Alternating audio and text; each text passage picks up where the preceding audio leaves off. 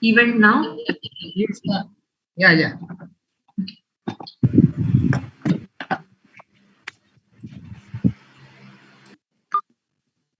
Hello everyone, a very good evening to all the guests, professors and students present here.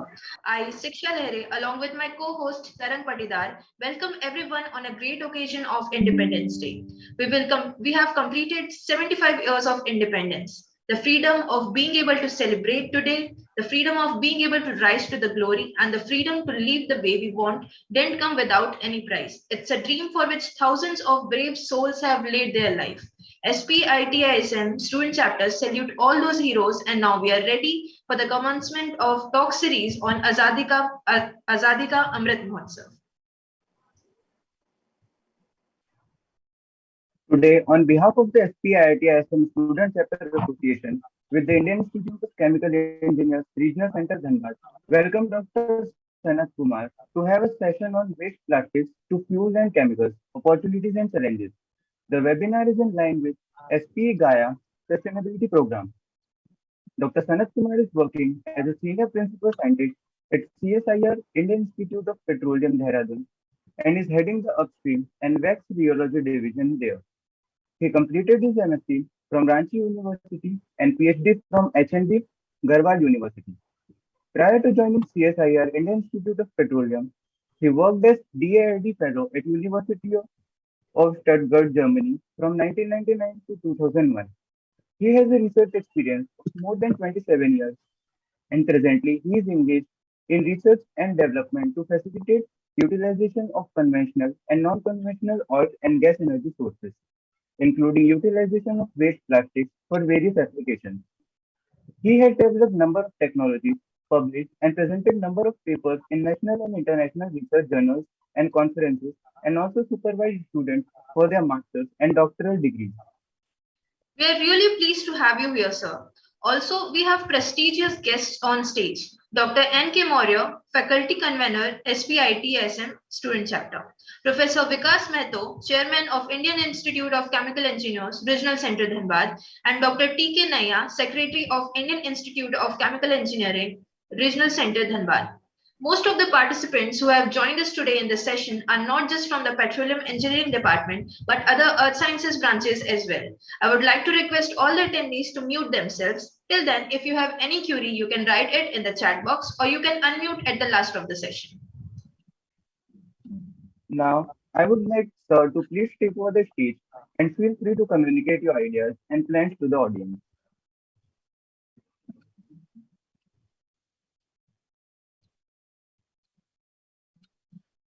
So I would like Sir to please take over the stage and feel free to communicate your ideas and plans to the audience, sir.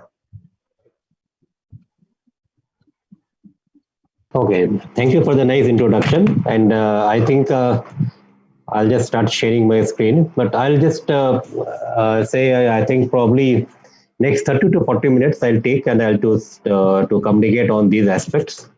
I'll first try to share my screen. Let us see. I think I'm getting a message, host disabled participants screen sharing. So somebody has to give me that access, right?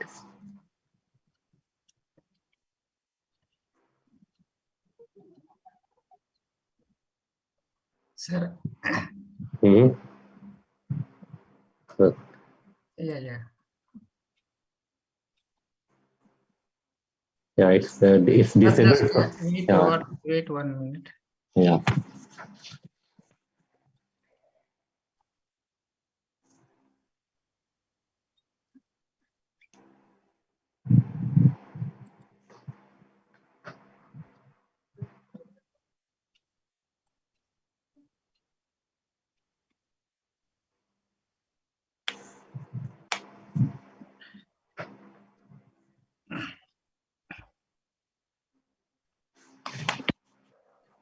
Before the lecture,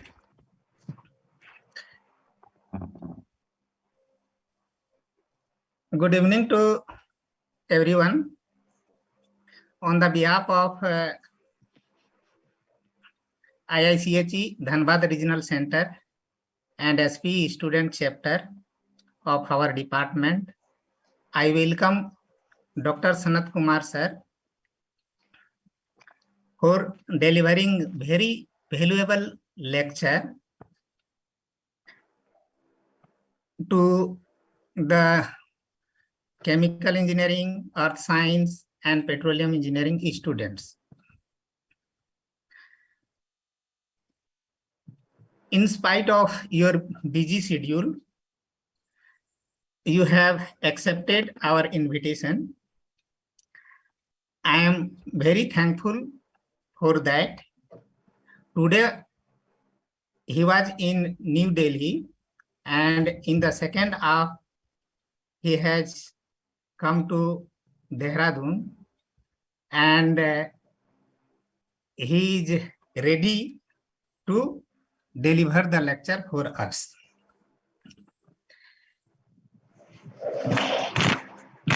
On the occasion of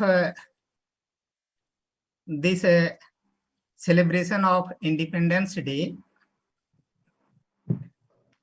I wish you all, and following the slogan of our Honorable Prime Minister, Jai Jawan, Jai Kisan, Jai Vigyan, and Jai Anusandhan, we will be able to bring our nation to the top of our developed countries only through the innovation.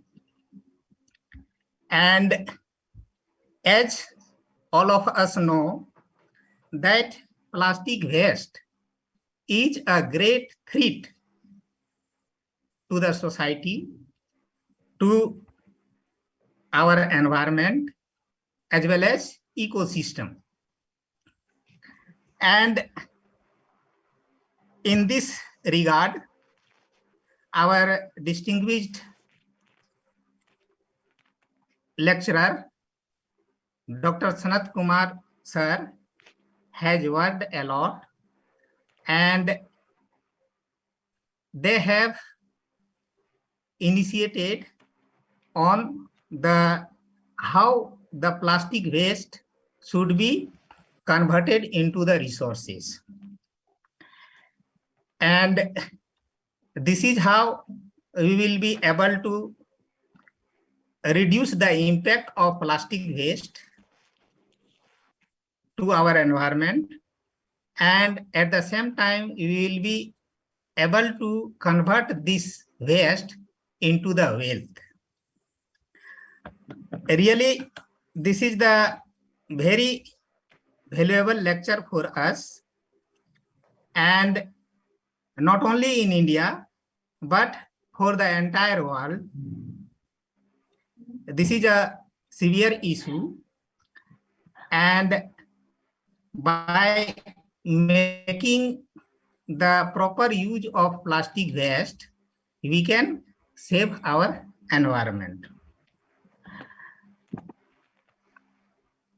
And hopefully all the participants will be benefited a lot from his valuable lecture.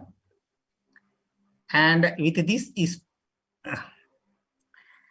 this, I conclude my opinion. Thank you all.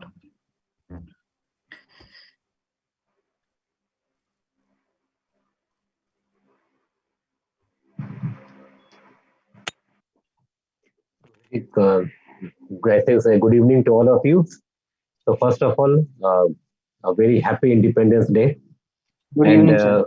Yeah, and as such, my colleague Dr. Vikas has told, really pleased to see our Prime Minister talking about Anusandhan, because that's what we are doing here.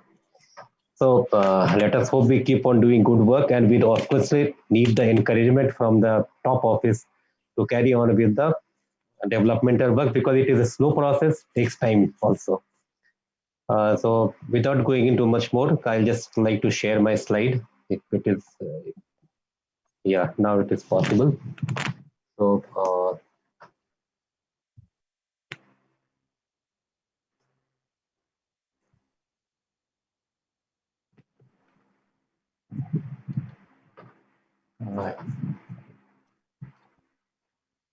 Is the slide visible? Yes, sir. Okay, I'm going into the slideshow mode. It is, and now, is it visible yet in the slideshow mode? Yes, sir. Yes, It it is is visible. Okay, thank you. Then it is fine. So, I discussed, I'll be talking about waste plastic to fuel and chemicals. Now, we have been learning a lot about these, and a lot of people are claiming that they have developed processes. So, but it's not that simple.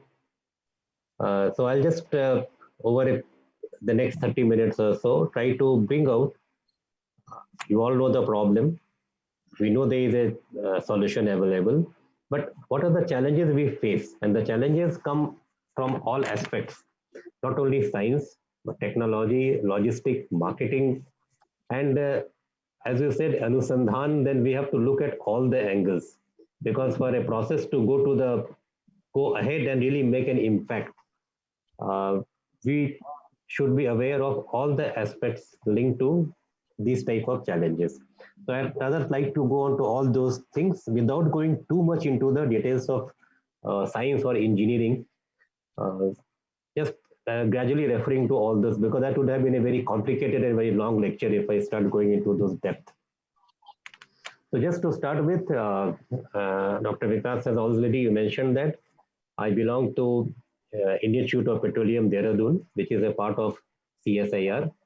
And our main mandate is that to work in R&D related to upstream and downstream petroleum industry, alternative fuels, and applications of petroleum products. I'm quite happy to, I'm working here since about now 30 years. I'm here, but I basically belong to the eastern region only.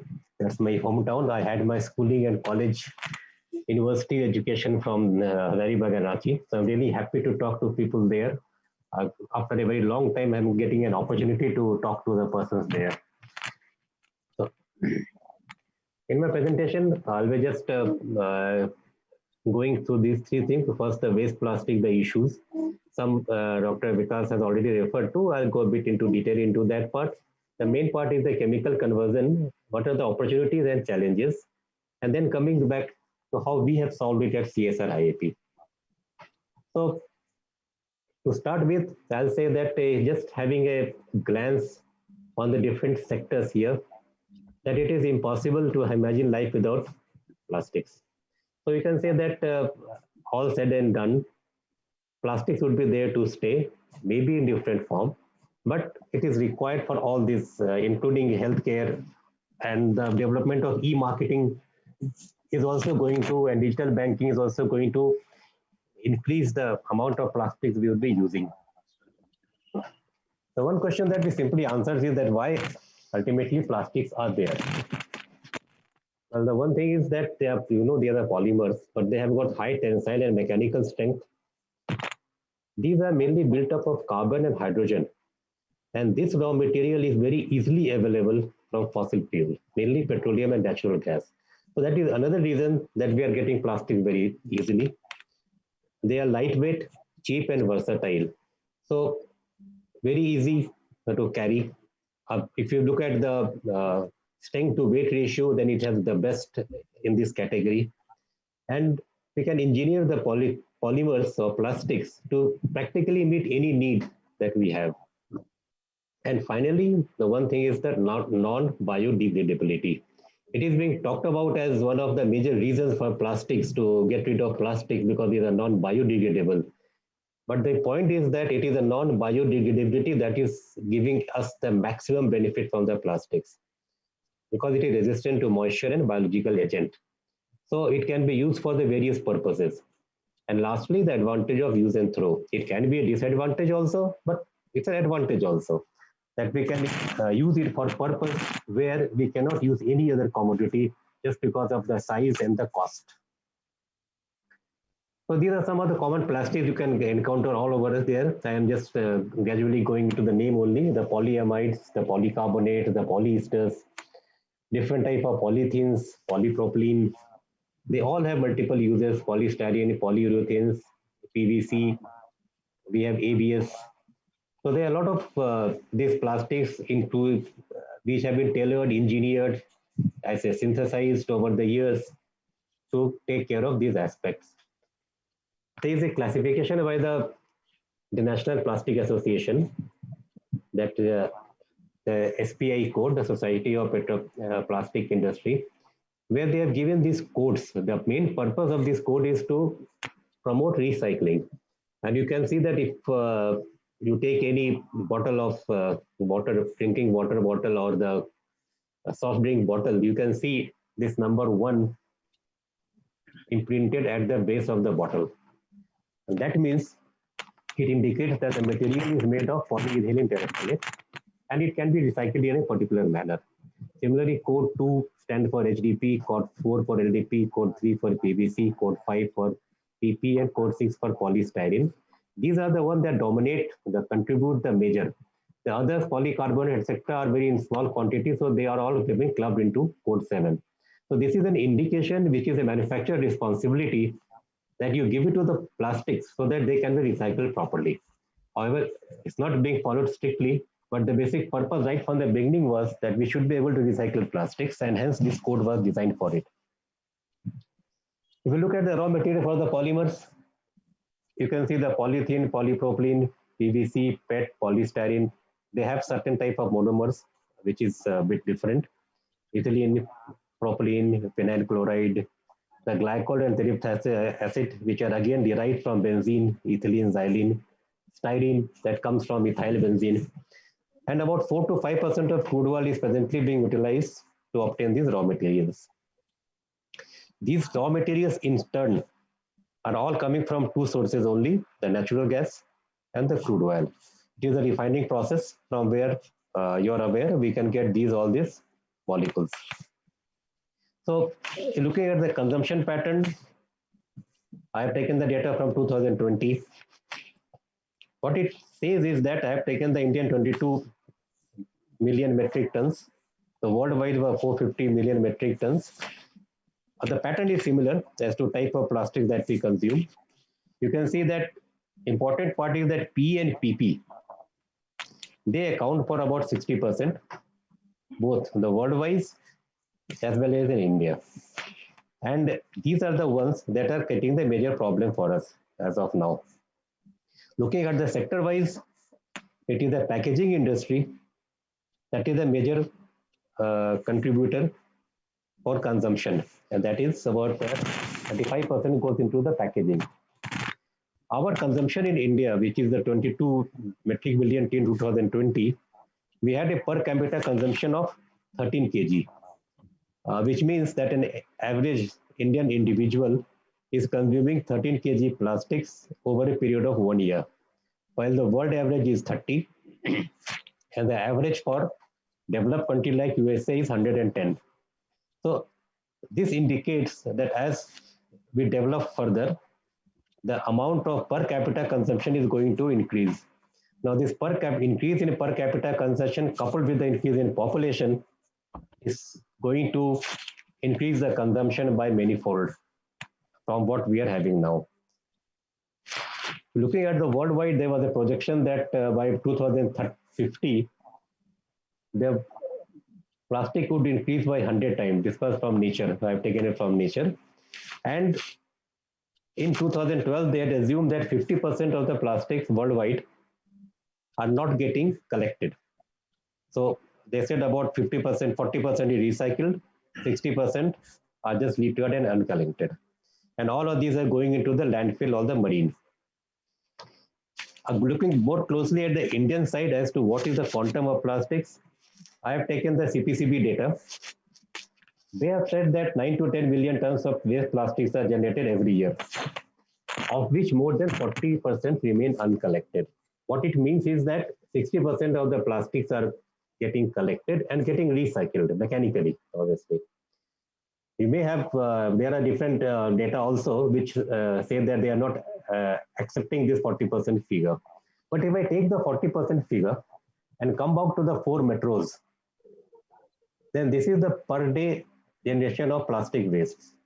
Delhi has about 690, Bombay 408, Kolkata 425, Chennai 420, 430, If I take this allowance of 40%, then every day we are having in Delhi 275 tons of plastics not getting collected, which means it is available for disposal, which is getting littered here and there. These are getting accumulated here or there, or they are migrating to rivers, or since they are littered, a lot of ingestion by wild animals or domestic animals are also taking place. So basically, this is a type of plastics, even with the current scenario, that is getting accumulated every day. So for this management, these are the methods that are being practiced. These are the conventional methods, which are landfilling, incineration, and the mechanical recycling, which then there are new methods developing also, which we will be talking about. One of them is the plasma pyrolysis gasification, is a chemical recycling going to liquid fuel, and some other things like polymer modified bitumen, so that we can build roads on these.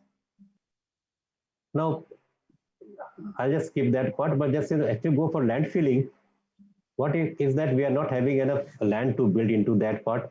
If we go for insulation, we are losing the product. If we go for mechanical recycling, which is being talked about, that plastics can be recycled. Yes, it can be recycled. By mechanical recycling, we mean that the molecular structure of the polymer is not getting changed. It is only being the change of physical state. We just liquefy it, we melt it, remold it into some different product. However, even with mechanical recycling, there can be a limited number of cycles. So it means that it is delaying the inevitable. The plastics are going to ultimately come to the environment after maybe 2 or 3 cycles. So none of these methods are going to take care of the waste plastic that we are going to generate. So looking closely on these waste plastics, when we dispose these waste plastic by conventional methods, we are losing our non-renewable natural resource. Since these have been derived from petroleum, these are the sources rich in carbon and hydrogen, we are throwing them off. There is a lot of energy present in them that is being thrown off. Of course, we are polluting the environment, setting the ecosystem. So looking at these two, it can be a source of hydrocarbons if we are able to utilize properly. For to utilize this, we have to chemically recycle them, as mechanical recycle is not going to solve the solution. And we can have 3 methods to chemically recycle waste plastics. One is simply pyrolysis. By pyrolysis simply mean that we are heating it in the absence of air. Gasification, we are heating it in partial presence of air. And chemolysis is where we are treating with some chemical components. Chemolysis can be effective for compounds like PET, where it can be converted into some chemicals. There is a suggestion by Integrated Solid Waste Management by Government of India, where also they have proposed processing non-biodegradable waste to recover commercially valuable materials, where plastic is also mentioned as a component. This is the thrust that the government wants, to recycle these waste plastics to recover material out of it. Now, going to this part, is that once we are coming to from the basic background to the real scenario. I hope it is visible. Yes, sir. Visible. The caption is visible now. Okay. Yes. So, if you want to develop a process by whatever means to convert a waste plastic, or for that matter any waste material, into any useful product, then these are certain requisites, certain conditions you have to satisfy so that the process can be commercially available. The first thing is that the raw materials you are talking about, there should be a continuous and assured supply of that raw material. Like we talk about waste plastics. Now, waste plastics are spread over a huge area. So even if I say like a city in Dhanbad would probably be generating about 2 to 3 tons of waste plastics every day, but these are spread about over a whole lot of suburb regions also. So we need to have a supply chain.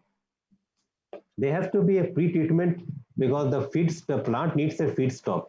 All waste cannot go directly as a feedstock, so there has to be a pre-treatment process. So these are the raw material side. You have to have certain mandatory steps for that. When we develop a process, the process also has to be environment friendly. It's not that we are converting into waste into certain other things. The first thing is reduce carbon footprint. We should not be generating more waste anywhere if we are able to convert the process. We should not be emitting anything toxic while processing these waste, particularly waste plastics. The process has to be economically sustainable because all subsidies and government supports are going to end someday, and no process is going to withstand a long period of time. So it means the process has to be less energy intensive, less capital intensive. The plant should be able to stand alone so that these can be put up in remote areas. And a very important feature is meeting safety standards. So it's that whenever you build a plant, you develop a plant, it cannot be a very crude type of process that people are doing. I'll show you two videos at the end of the presentation, how a crude person is working and what it should be. And finally, when you come to the end product, this end product should be valuable and should have local market. Because if the product is to be transported to a long region, then all economic benefits are lost. The product should meet standard specifications. Otherwise, you will have different in marketing the product, and the product is probably not good for use. Environmentally safe for use and dispose. The product that we prepare after use should be disposed of safely. Now, these are the prerequisites that we require when we are going to work on developing any process utilizing waste for valuable chemicals. I just come to a bit into the pyrolysis part, that is the thermal degradation. I'm not going into the other aspects as of now. Now, if I have a polythene and I initiate a pyrolytic process, now the process is simple, whether we use by heat, we use by plasma, or whatever method we want to use it. The polythene chain is going to break. It will form two free radicals. And then there is a chain propagation step going on. It is a standard accepted mechanism. And there is a hydrogen transfer, intramolecular hydrogen transfer, followed by a next to the, we have a beta scission. So this beta scission gives us two products, one free radical and one alkene. And these further go on. So at the end, we are going to get alkenes and dialkenes along with paraffins of different chain length. So if we go for any pyrolytic process to degrade these waste plastics, we are going to end up with a mixture of alkane and alkenes, depending on the reaction conditions and the type of reactions we use. However, since this is a mixture of alkanes and alkenes, as such, this is not a useful product, At the most, it can be used for burning, which all the common pyrolysis process you must have heard that people are pyrolyzing plastics. They end up with a mixture of alkane and alkenes, which are not safe as per the requirement of fuel. So we need further modifications in this basic mechanism to come to standard specifications. I just have plotted slightly is the simulated distillation curve. If it is a typical thermal degradation of waste polyolefins, we can get a product. We get some gases also, which I have not plotted because I have only taken the liquid part to it, going up to 450 degrees centigrade, which is a vacuum residue grade. These are all having alkanes, normal and isoparaffins. So this product in itself is not going to give us of any use other than simply burning, which anyway you are doing with the plastics. So without going into much more details, I'll just say if I go for the chemical recycling of waste plastics, taking the four major components, because I have taken this composition of waste plastics from Delhi, and you can see that HDPE and LDPE, they account for about 76% of, and if you add polypropylene to it, about 80% of the waste plastics being generated in Delhi are HDPE, LDPE, and PP. It would not be very different elsewhere also, with a minor change in the distribution. So if I take all these four, and for the major, even polystyrene, So if we take PVC and try to pyrolyze it, we are going to get a mixture of hydrocarbons, as I said, alkene and alkenes, along with HCl and chlorine, but a reduced amount of hydrocarbon, because PVC is about more than 50% chlorine only. Polystyrene, it will degrade to styrene and its derivatives. It's again a mixture of products, not a single product. PET can be hydrolyzed or glycol hydrolyzed by acid catalysis or base catalysis, or glycolized using some glycol to get terephthalic acid, some higher alcohols. Again, it is a mixture. Till now, we are not able to get any of these monomers in high quantity, high good percentage. The P and PP, as I said, they degrade into various gases, liquid and waxy hydrocarbons. So these are the ones that go more potentially like a plastic crude oil. And these are the ones that can be used for getting fuel and chemicals. So if you look at it, that these are the one which are the dominant in the waste, and these are the one which can give us potentially any petroleum product, because these are a mixture of hydrocarbons. So theoretically, all these products are possible from waste plastics. We can get petrol, we can get diesel, we can get LPG, we can get wax, we can get grease, because we can get lubricating base stock that can be converted to grease. We can also get chemicals, because we are having olefins, so we get alpha olefin sort of chemicals. These can in turn be converted into aromatics. So theoretically, all these are possible from waste plastic, waste polythene and polypropylene type of waste plastics. However, all these products require certain other properties also. Now, for an LPG, it has its own specifications. Mainly, it is a C3C4 carbon, which has got normal alkanes and isoalkanes. The gasoline is basically the C6 to C9 hydrocarbon mixture. And for get a gasoline meeting standard specifications, you need to have all these molecules into that stream. Alkanes, isoalkanes, alkenes, cycloalkanes, and aromatics. They all are required in the gasoline pool. Diesel, we require mainly N-alkanes into it, but at a slightly higher range. The kerosene or the jet fuel, we need a lot of isoalkanes and cycloalkanes, because we need a very low freezing point. The lubricating oil base stock is a higher range hydrocarbon. Isoalkanes, cycloalkanes are required there as compared to N-alkanes. And the paraffin wax, it is mainly the N-alkanes that are required. So we need a technological intervention, so that we need to have a selectivity meeting these. What we are having by thermal degradation is a huge range of hydrocarbons, but to make any useful product, we need to reduce that distribution to either of these categories and having these type of molecular species. This is where we require the technological intervention, that we end up with these type of products, so that we are able to get products of standard specifications. If you look at the plastics, then you see that they are all chemically different. As I said, different monomers, different chain length. Apart from that, they are a composite polymers, the plastic alloys, which means that two types of plastics have been blended together. These are not physical mixtures, but chemically blended.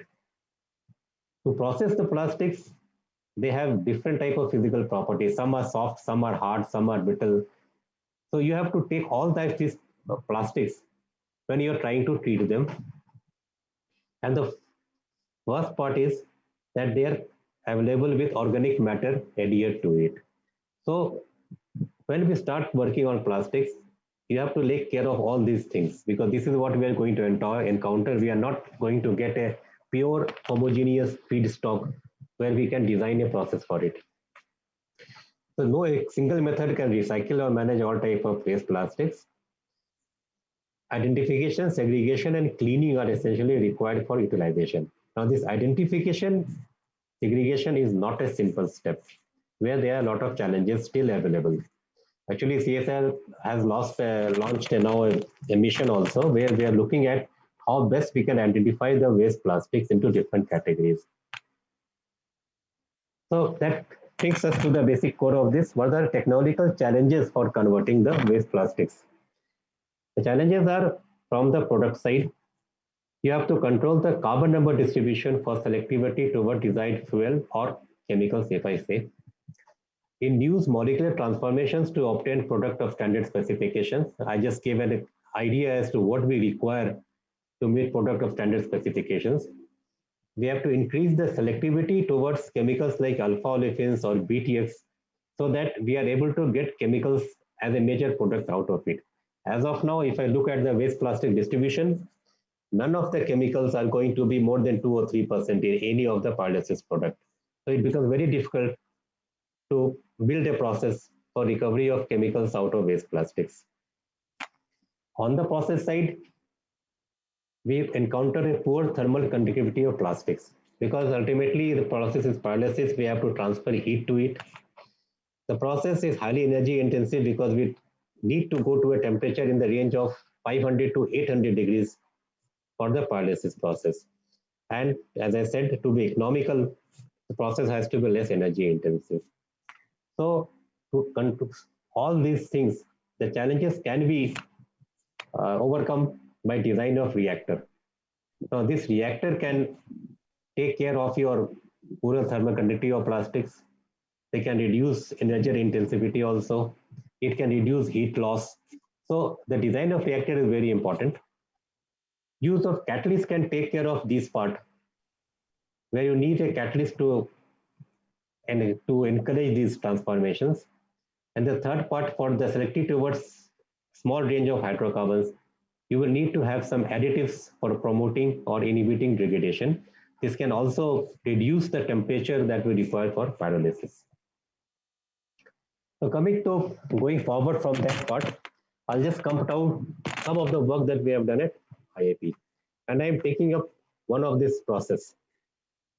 Now this process is one which we have developed is to convert the polythene and polypropylene into useful product. And we are converting it into three different products: gasoline, diesel, and aromatics. The process is simple. We just go into a pyrolyzer. Of course, we have our own patented, own designed reactor for that. As I said, the design of reactor takes care of a lot of those issues. We have our own catalyst for the process. So the first step is a pyrolyzer where we get vapors. And then we need the secondary transformations to get into those selectivity I talked about. We have a catalyst. And finally, some fractionation is required. So we can get either of these three products. That is, if I use one catalyst 1, I'm only going to get gasoline. If I use catalyst 2 instead of catalyst 1, then I'm going to only get diesel. And if I use catalyst 3 instead of only catalyst 3 here, then I can get only aromatics, which is BTX. So this is the basic process of IIP. As I said, theoretically, it is not possible to get all the three products, gasoline and diesel, from a single stream because they are chemically different species. This is a summarized version of the same process, that if I have a 1 kg of waste plastics, then I've got the three options. If I go by the option 1, we get, I'm sorry, it is there's some misprint. It is 650. So it's a gasoline. We get about 650 ml. Diesel we get about 750 ml. And option 3 we get about petrochemicals about 500 ml. So basically it is these things, we are not getting all the three together simultaneously. We are getting either this, please read it as 650, it is not 850. So we get either 650 ml of gasoline, or I go in a different mode. I can get around 750 milliliter of diesel, or I go into a third mode. I get 500 milliliter of petrochemicals, which is benzene, toluene, and xylene. In all the cases, we are getting some gaseous mixture, C1 to C4, which I call is mainly like LPG.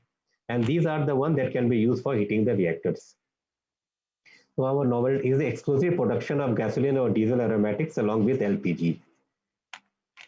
This is how we have developed. As I said, developing an indigenous technology, it goes through a number of steps.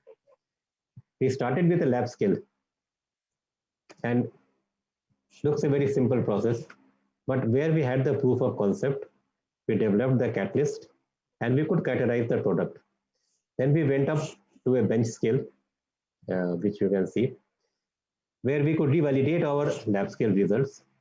We could generate our scalable data, and we had enough liquid to test it on engines. On that, now we have moved ahead to a 1 ton per day demo plant, and that is ongoing. So we are at around TRL 6-7, and I think TRL 7 is the target we are having for this demo plant. And once we are through, then we already have an MOU with DDA, Dairy Development Authority, and we'll be going towards commercial plants. So this is the plant we have at IIT, a 1 ton per day plant, and it has a pre-treatment facility. It was inaugurated on 27th August 2019, and we hope that by maybe next 2 months' time, we should be able to complete our data generation for scaling up to 10 tons per day. This is just a comparison. As I said, the product should meet standard specifications. So this is the gasoline from waste polyolefins. These are the BS specifications. And you can see that our gasoline is meeting those parameters. If I go to the diesel, then these are the parameters which are required. And we are meeting these parameters. So these are the essential things that it can be used directly as a drop-in fuel for running your vehicle. So on the one hand, we are taking waste plastics, dirty waste plastics, and we are getting a fuel that you can blend, you can directly use, not a question of blending, you can put it directly into your automotive vehicle. So this is just to see that how we have do the engine tests. So we have our cases dynamometer. The engine fuel was put in the car, and the car followed a driving cycle, and we measured the emissions. Now what we did was that we compared the emissions with the emissions that we obtained from commercial diesel available from the refineries. And you can see that our emissions were at par, not more than what the emissions are observed from the commercial diesel. So the blue is a baseline diesel, and we observed emissions which were slightly less than that. And we also have a 1 kilometer advantage over the diesel that we had tested from the refinery. After that, once we have our pilot plant ready, so last year we started running our bus for these waste plastics, and you can see the bus is running comfortably, and we are running it in the campus. So the fuel has been tested for running buses also. Now, as I said, we have talked about opportunities and challenges, and I said the challenges were technological, some which we have solved at our end, but going for a commercial process, there are other challenges also. One is the feed pre-treatment. As I said, the way waste plastics are available, you need to have a pre-treatment to convert those waste plastics into a feedstock for the plant. Secondly, a simple and economical method for segregation of the polyolefin waste plastics. As I said, we can only use polythene and polypropylene only for going towards fuel or chemicals. We need to remove the biomass. There is a lot of moisture in the feed. This moisture is going to have a detrimental effect, first of all on the catalyst, and then lead to more corrosion in the whole plant setup. There are some non-technical issues also. Proper collection of waste plastic from different sources. The product offtake, like diesel as of now, cannot be sold by anybody other than the marketing companies. So if we want to set up plants at different low localized locations, then how is the product going to be taken up? The third part I said was government subsidy, that 1 to 3 ton plant is not likely to be economical. We have to go for a 10 ton per day plant to be economical. So if we need to develop it, we have to have a higher capacity plant, not in the range of 1 to 3 tons per day. Now coming to the challenges that I had told, one challenge is the pre-treatment. Now we have in our setup, developed a simple pre-treatment process. The pre-treatment process as a whole is consists of waste plastic from MSW. We go for a first step of air blowing, then we shed them. Then there is a step which is segregation and washing. So it is a sink and float method where we have our own we add some surfactant so that we are able to clean the plastic. Also, the plastic which we don't require like PET and PVC and PS sink to the bottom. It is only the PE and PP, polythene and polypropylene, which float and are taken off. The one thing that I will mention that at this air blowing stage, we also remove the multi-layered plastics because we cannot take the aluminum coated plastics into our system. After that, the whole thing needs to be dried. Then these are densified, agglomerated so that this can be put up in the plant. This goes for the feed of the plant, and from there we are getting diesel out of it. So this is the method also we have added on because we need to work from the MSW plastics. These are the pre-treatment equipment which we have here having along with the plant. So this is the washing cum segregation tank. We have a solar tunnel dryer also so that we can cut short on heat required for drying. Now coming to the other part was that the availability of plastics. So what here we have done is that we have along with an NGO, we have tried to set up plastic banks. Now these plastic banks are communities, shopkeepers, some malls, housing colonies, and they have been advised that you collect your plastics in two categories: recyclable plastic and recyclable, which are not taken by IIP. So these plastics are collected in plastic banks, and we collect the plastic from those banks and bring it to IIP. And there we do not need to go for any segregation or washing step. So there is a huge difference in the cost and efforts if we are able to collect plastics to plastic banks. And presently we are getting about 1 to 2 tons of plastics per month from these plastic banks in Dhanbad, which is good enough for running our plant. I just give some examples as to if a plant is set up on this type of technology, what impact is going to make. So I took the case of Delhi. It has 690 million tons of plastics generated every day. 60% is recycled. So let us take 40%, 275 tons remain uncollected every day. Of that, we take about 70 to 80%. So we are getting about 220 tons of polythene and polypropylene type of plastics getting accumulated every day. So there is a potential to say set up 10-20 plants of 10 to 10 tons per day capacity in Delhi alone to take care of these plastics. So if I just convert 200 tanks of waste plastics to diesel every day in Delhi, these are the type of impact it can make. We can have about 4,800 kiloliters of diesel every year.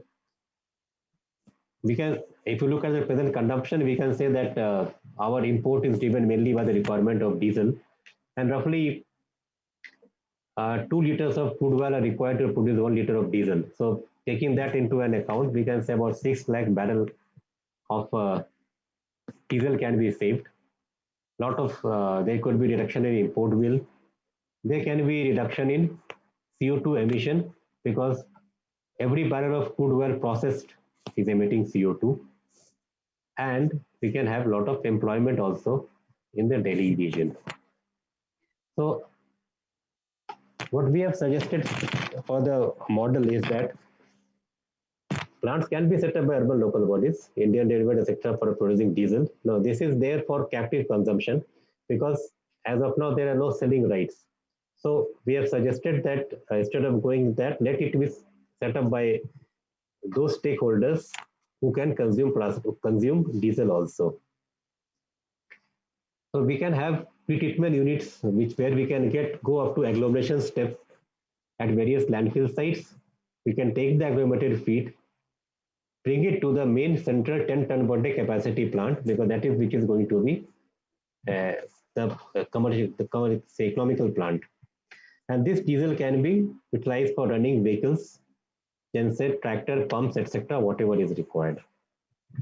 And I finally just, before concluding, I like to have one slide which is slightly different from the main topic, but what we have here observed is that what is the amount of carbon we are importing in different form. So if I combine the total crude oil, coal and natural gas, these are the three commodities we import. We are importing about 332 million metric million tons of carbon every year. But if we look at our waste,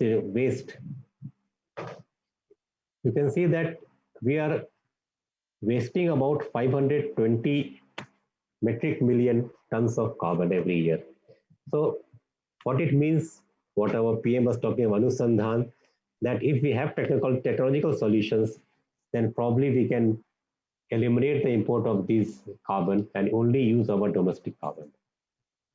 So I would like to just conclude that technological interventions can convert waste plastic into a resource. The technologies have to be region specific, as I said. You have to have marketing for those type of products. Different type of plastics need to be taken in a different manner. You cannot have the same process managing PET also and managing polythene, polypropylene also.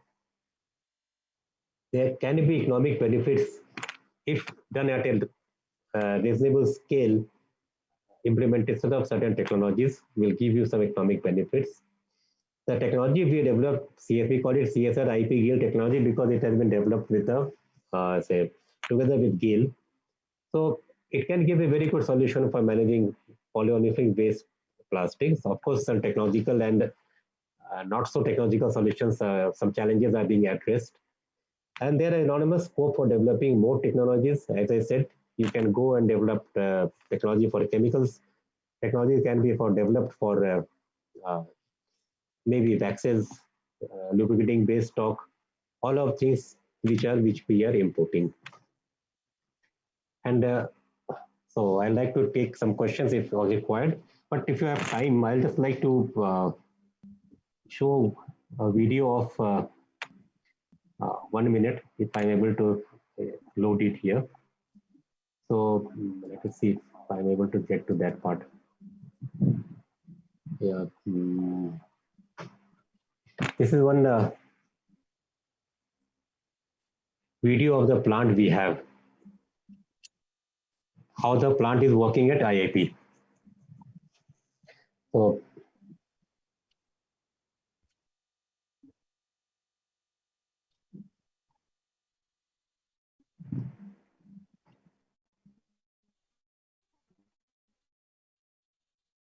this is the first step of dust blowing, where the waste plastics are dried and also physically examined.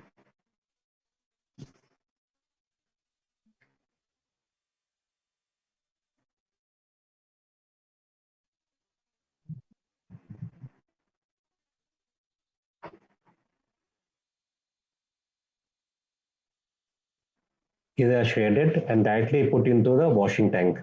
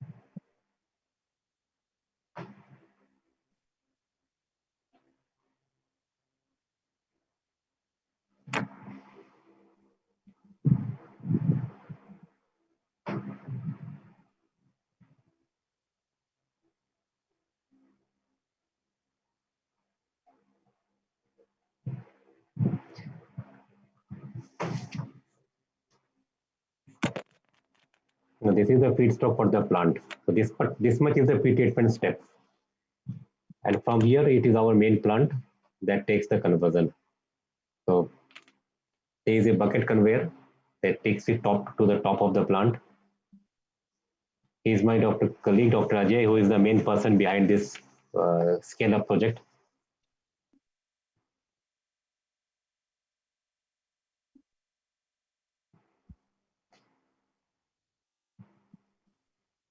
It's a full DCS controlled system.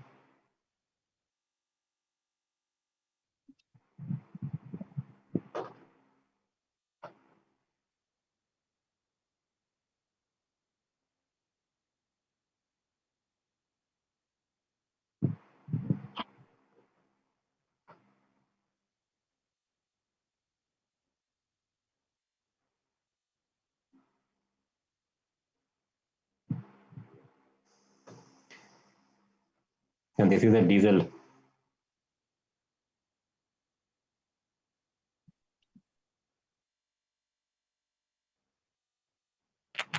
I think so. That ends it. I'll be happy to take any questions. And thanks for your attendance. And any questions that you can ask, I'm here. Yes, sir. So indeed, we cannot irrigate the use of plastics from our life. Any other we are using here is made of plastic, but using it in a sustainable way is very important. Sir, the SPI code was a really new topic for us. We also got to know about the new methods of recycling plastics. And sir, honestly, we are just second year students and our classes has recently started. Told us about the various consumptions of crude oil in a single class only. And this was the thing I am interested in. Sure, Kelly. And talking about the challenges, there are plenty in product and sorry, sir. Plenty in production side and process side both, including technical and non-technical things. But the solution you mentioned here, such as reactors, catalysts, and additives, will surely help. And sir, the idea of running of buses on our own made fuels and setup of plastic bank was really a great achievement, sir.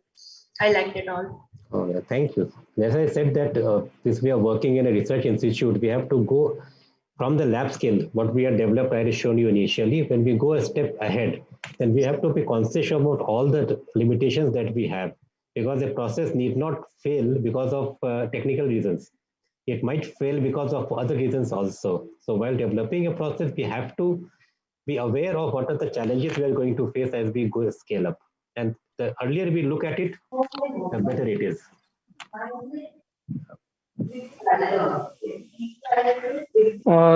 Sir, myself, Dr. Tarun Kumar Naya, I have one question.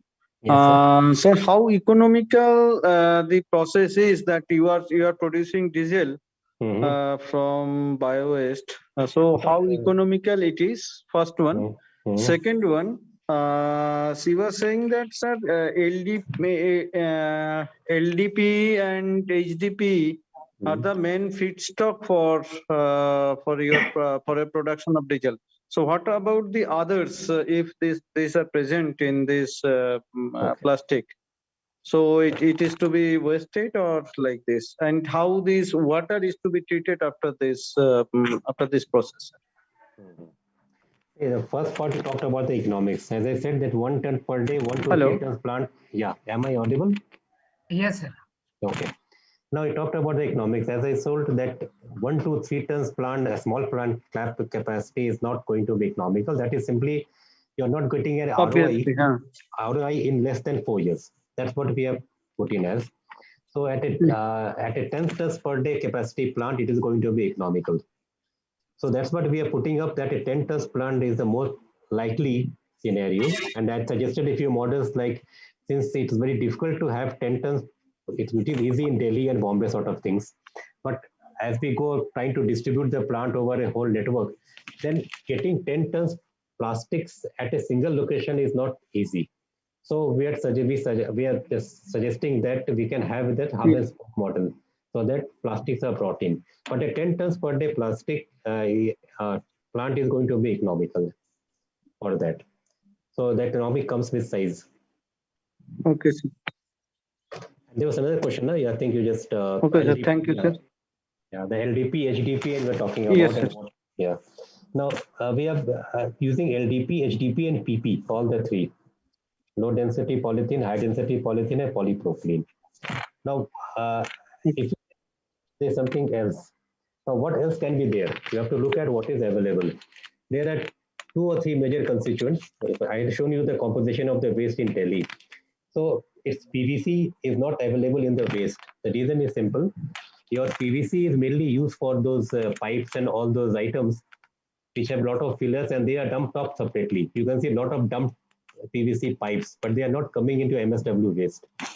So it's a waste of a different category, but not really affecting the process.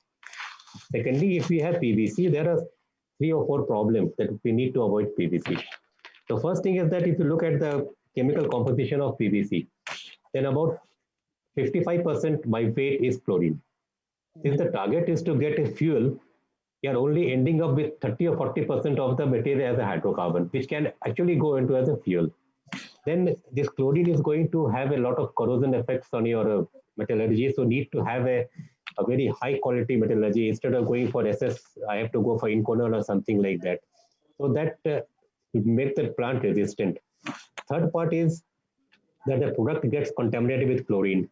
So you need to have a chlorine removal, chlorine scrubbing process. Now all these are going to add significantly to the cost. So the best part is to eliminate PVC, and as I said, PVC, PS, and PET. These 3 items are heavier than, have a density of more than 1. So by the water potential process, we are able to remove most of these. PS, if it comes to a certain extent, is not a problem for us, because as long as it meets the specifications, diesel has got some allowance of allowing us some aromatics into it. So it doesn't have such a big problem. PET is something which is not available in the waste. You can see, if you have traveled through a train, you can see that the moment you leave your PET bottle, somebody comes and picks it up. And you can never see a PET bottle lying in any of these municipal dumps, because there is a PET to PET recycling process quite well established. Even Reliance like company is having a big plant where they're converting the waste PET into polyesters. So this is not really getting into a problem. What real problem we are having, which we have to tackle, is the multi-layered plastic. The kurkure and the chips packet are the ones that we are really facing a problem with, because they also float along with the plastics. Yes, yes, yes, sir. So what about the waters that after That's why I said that plastic bank we are able to avoid completely water, and ideally any system, any pre-treatment without water would be a great advantage. Here what we have done, that we have a waste waste treatment process also installed. So this, after a run of say pre-treatment or water washing, the water is recycled back into it, and we can recycle 3 or 4 times. And before discharge also, we take care that it is good for agriculture, so that it meets the arable limits of water. But ideally, if you are able to avoid water, there could be huge saving on cost as well as investment. Yes, yes, yes, sir. Yes, sir. Thank you very much, sir. Thank you very much.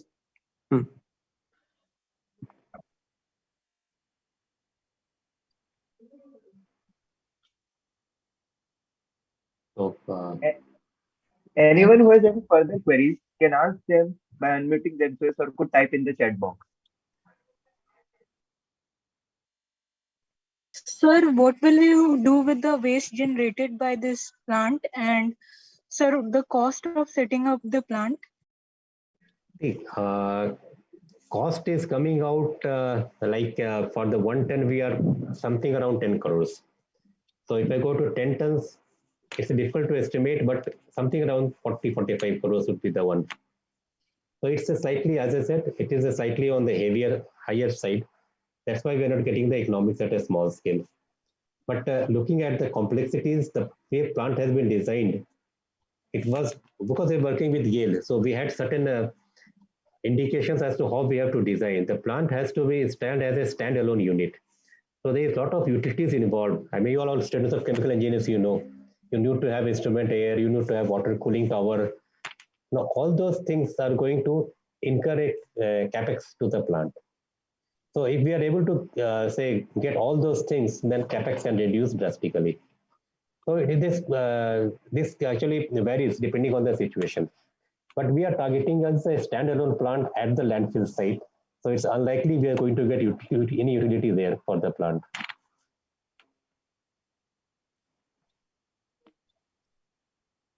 There was a question regarding waste, no? Yeah. So what happens is that in the pyrolyzer, that first step is we start to pyrolyze. So the vapors get converted into, the vapors go into the catalyst reactor, then they further get condensed. There is a fractionating column. That's why the plant is so high. There is a column separation. And here actually we are taking the gases and putting it back into the combustor to to provide heat to the plant. Now in the pyrolyzer, there are some carbonaceous residue which is left. If we have a virgin plastic, I say, then the residue is not even 0.1%. But what we are getting in the waste is not the 30-40 micron white plastics. Sorry. What we are going to get is only the recycled plastic, which nobody is picking up because it cannot be further recycled. There are a lot of fillers into it. And depending on the fillers, 5 to 10%, these are going to accumulate as residue. So these are basically coming, which are non-hydrocarbon materials present in the plastics. And as such, this residue we have categorized. It has got some carbon material, can be burnt, but then it would again be limiting some toxic system. So this is one issue we have to address. Of course, we are reducing the waste enormously, but there are some toxic elements in this residue. And what could be the best solution? How we can use the carbon for what purpose? We are looking at the carbon, and we'll devise some way of to economically dispose that off. Maybe it can be used by cement kilns for burning or something like that.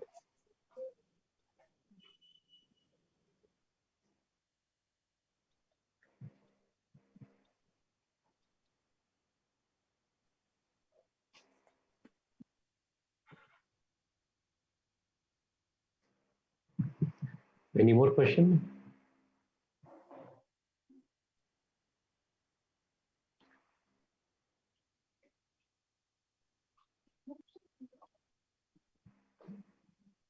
I think students are free to ask. You all just early stages. Any type of doubt you have, because I've deliberately not gone into the engineering aspects of too much into those parts. That becomes a separate lecture when we start looking at the mechanism, the kinetics of reactions, and all those.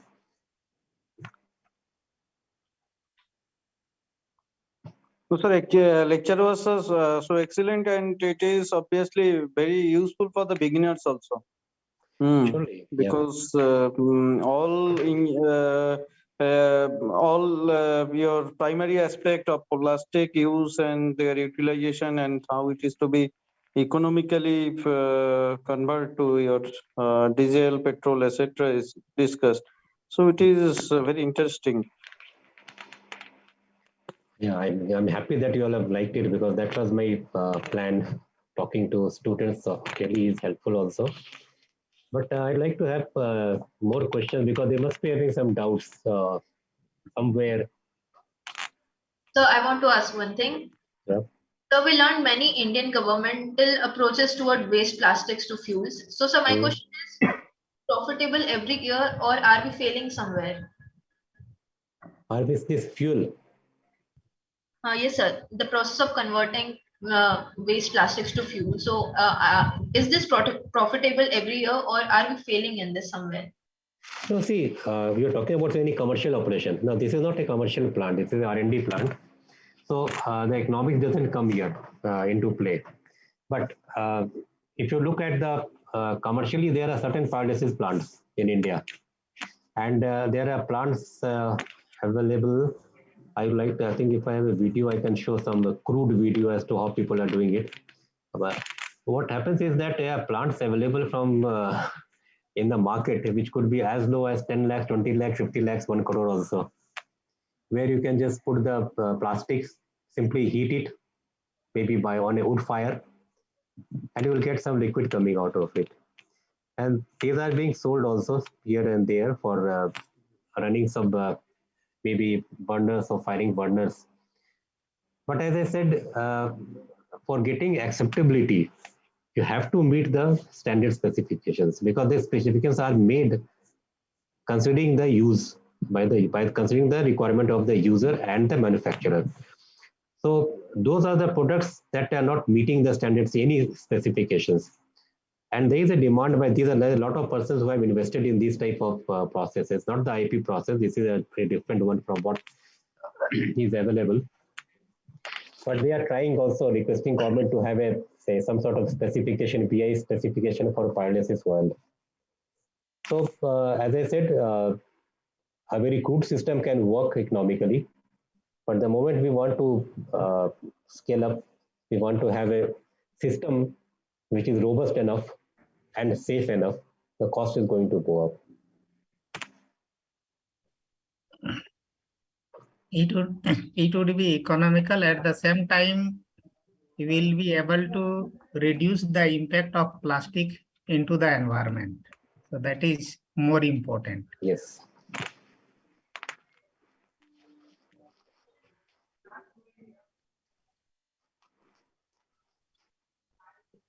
No, that is, we have to look at all the angles, but the impact, say we are also working on the, I've not put some data like the life cycle analysis of this whole plant, since still to communicate those publications. And that once it is there, then you can look into that part, and that will give you a very good picture as to how beneficial it is in the terms of carbon footprint also and things like that.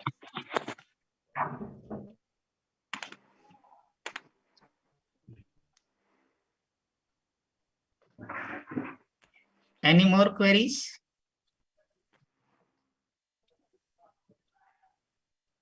So I will share the email ID of Dr. Sanat Kumar sir. And if you have any query later on, then you may contact him. Surely all are welcome to write to me if required. Any help you require from me or from IIP, are always welcome. And I think we can always work with IIT, so there is no problem. Sir, every year we used to visit IIP, but for last 5 to 6 years, we are not visiting there for our condensed course. So here, earlier we have several courses, we have a different course structure. Now, as per new revised course curriculum, we have reduced some aspects and merged few courses. So that is why we are not able to schedule the plan for visiting IIP. I think Corona also had an impact also the last 2-3 years. Yeah. Yes. Otherwise, our students were regularly visiting IIP. But I think this plant has come up only, I think, last 2 years. So probably people might not have been able to visit the plant. Yeah.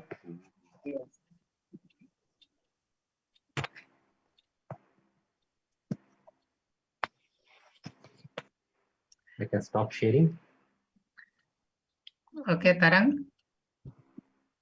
So I think it's all cleared up. So we are very thankful to you to have you with us. We have come to the end of our session. Respected speaker, it has been a very informative session. We all are glad that we get to leave with more than we came here with. And we are grateful to you from the bottom of our hearts that you took your time out from your busy schedule and made this evening insightful for us.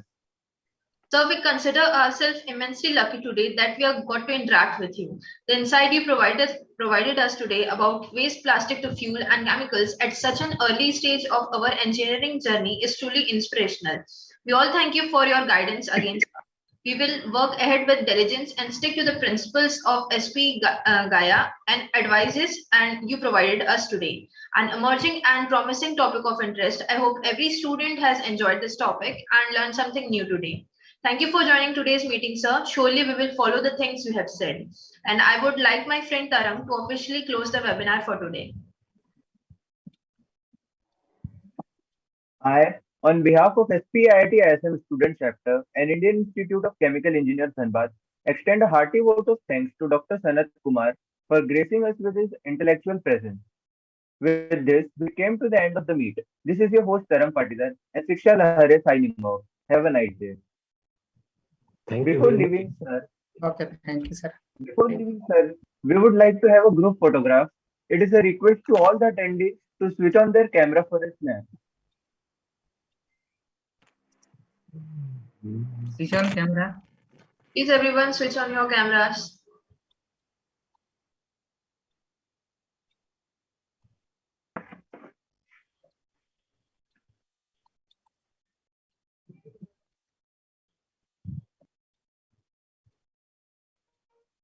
Just a minute, sir.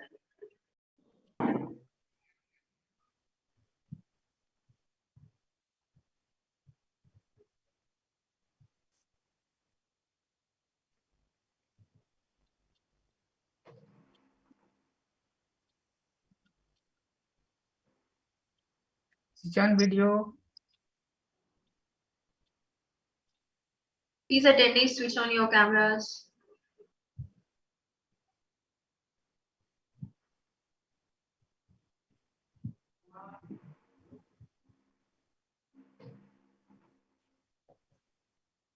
Okay, sir, we are done.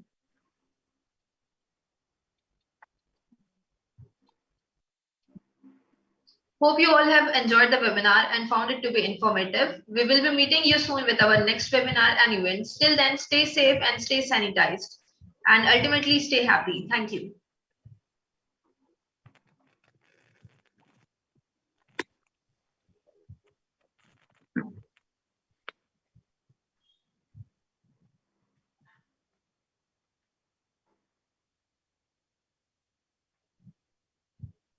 Audience, you can now leave the meet. Thank you, sir, for joining. Thank you, professors. Thank you, students. Thank you very much. Thank you, sir.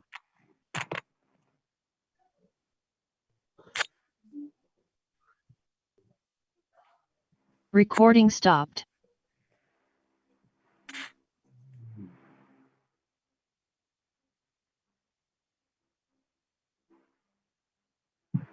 Recording in progress.